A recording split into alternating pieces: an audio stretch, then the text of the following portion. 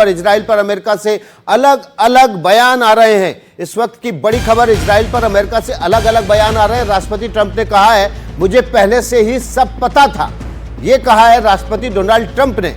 उन्होंने एक अखबार को इंटरव्यू देते हुए कहा है राष्ट्रपति डोनाल्ड ट्रंप ने कि मुझे पहले से ही सब पता था। विदेश मंत्री मार्को रूबियो ने कहा था इजराइल ने एक तरफा कार्रवाई की है। तो ये अलग अलग बयान जो है अमेरिका के दो बड़े नेताओं की तरफ से। राष्ट्रपति डोनाल्ड ट्रंप कह रहे हैं मुझे सब पता था, मार्को रूबियो कह रहे हैं कि ये एक तरफा हमला है। हम आपको लगातार जानकारी दे रहे हैं, लगातार अपडेट दे रहे हैं। इजराइल ईरान युद्ध से जुड़ा हुआ ट्रंप ने क्या कहा है ये हम आपके सामने रख रहे हैं। मुझे इजराइल के एक एक एक्शन की पूरी जानकारी है। उन्होंने वॉशिंगटन में एक अखबार को इंटरव्यू दिया, उसमें ये सब कहा। मैंने ईरान को डील के लिए 60 दिन दिए थे, ये भी कहा गया है राष्ट्रपति डोनाल्ड ट्रंप की तरफ से। आगे क्या कहते हैं डोनाल्ड ट्रंप? ईरान ने परमाणु कार्यक्रम पर डील नहीं की, ये राष्ट्रपति डोनाल्ड ट्रंप ने अपने इंटरव्यू में कहा है। आगे वो कहते हैं कि अभी भी ईरान के लिए वक्त नहीं निकला है। मतलब वो साफ तौर पर कह रहे हैं कि डील कर लो, डील नहीं तो वॉर होता रहेगा। ईरान नहीं माना तो आगे और बुरा होगा, सीधे तौर पर धमकी उन्होंने अपने इस इंटरव्यू में ईरान को दे दी है। मतलब ये जो हमला हुआ था वो पहले ही राष्ट्रपति डोनाल्ड ट्रंप कह चुके हैं कि उनकी जानकारी में था। इसका मतलब क्या है? इसका मतलब क्या है ये समझने के लिए हम चलते हैं अपने मेहमानों के पास। और वीरेन गुप्ता जी, जो राष्ट्रपति डोनाल्ड ट्रंप कह रहे हैं उसके मायने क्या हैं? वो देखिए धमकी दे रहे हैं और ईरान को चेतावनी दे रहे हैं कि आप डील कर लीजिए। और देखिए आज की तारीख में जो भी कंट्री थ्रेटन फील करता है वो सोचता है अगर न्यूक्लियर वेपन से सिक्योरिटी मिलती है तो सेफ्टी मिले उससे। इंडिया के ऊपर इसी तरह का जवाब था एक वक्त में। मैं मिनिस्ट्री ऑफ एक्सटर्नल अफेयर्स में इस सब्जेक्ट पे काम करता था।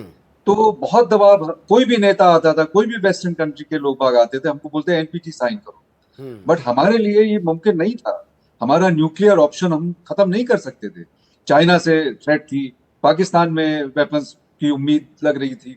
तो इस वजह से ईरान भी उसी सिचुएशन में है। ठीक है, देखिए अपने देश के हितों को ध्यान में रखते हुए वीरेन गुप्ता जी, बीच में रोकूंगा आपको।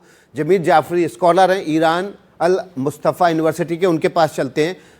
जमीर साहब, अब तो बहुत ज़्यादा ऑप्शन बचे नहीं। अमेरिका तो सीधे खुले तौर पर धमकी दे रहा है डील कर लो। देखें, ये जंग एक्चुअली ईरान और इजराइल के बीच में नहीं है, ये जंग ईरान और अमेरिका के बीच में। इजराइल तो खुद एक प्रॉक्सी मुल्क है। इजराइल का एग्जिस्टेंस जो है वो पूरा अमेरिकन एड पे डिपेंडेंट है। वो जो जंग में वेपन्स इस्तेमाल कर रहा है वो भी इजराइल, वो भी अमेरिका के हैं। पैसे उनके पास, वो भी अमेरिका के हैं। खुद इजराइल के पास खुद का है क्या? तो आप ऐसा नहीं सोचे कि ये जंग जो है वो अमेरिका कोई थर्ड पार्टी है। अमेरिका थर्ड पार्टी नहीं है। अमेरिका और इजराइल एक ही है, बल्कि इजराइल उसका प्रॉक्सी है। और ये सब ड्रामे हैं जो पूरी दुनिया में नजर आते हैं। देखिए, वो जमाना खत्म हो गया कि एक अमेरिका है वो बोलेगा पूरी दुनिया को। मैं वीरेन गुप्ता जी की बात से अग्री करता हूँ कि हर कंट्री अपनी सिक्योरिटी के लिए, उसके लिए इम्पोर्टेंट है कि वो अपनी सिक्योरिटी को सिक्योर करे। स्पेशली एक ऐसी कंट्री जो, देखें, इंडिया और ईरान में बहुत सिमिलैरिटीज हैं। आप देखें, इंडिया ने 1947 में अपनी आज़ादी को हासिल किया ब्रिटिश से लड़के, और 1979 में ईरान ने अपनी आज़ादी को हासिल किया अपने एक जो उसका किंग था और मोनार्की थी जो वेस्टर्न सपोर्टेड थी, उससे आज़ाद हुआ था 1979 में। दोनों कंट्रीज ने नॉन वायलेंस को इस्तेमाल किया था अपने आप को आज़ाद कराने के लिए। नॉन अलाइन मूवमेंट जब चला था तो उसके इनिशियल जो लोग थे, नॉन अलाइनमेंट मूव जो कंट्रीज थी, उसके अंदर सबसे आगे इंडिया था और उसके बाद ईरान था।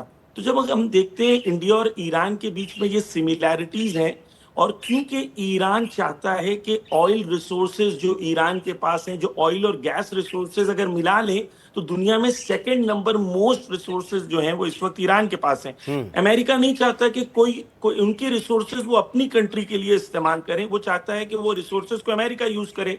जिस तरीके से पूरे मिडिल ईस्ट में आपको लगता है ये कंट्रीज है, नहीं, ये कंट्रीज नहीं है। ये सऊदी है, कतर है, दुबई है, यूएई है, ये कंट्रीज नहीं है। ठीक है जमीर साहब, एक और बड़ी खबर आ रही है।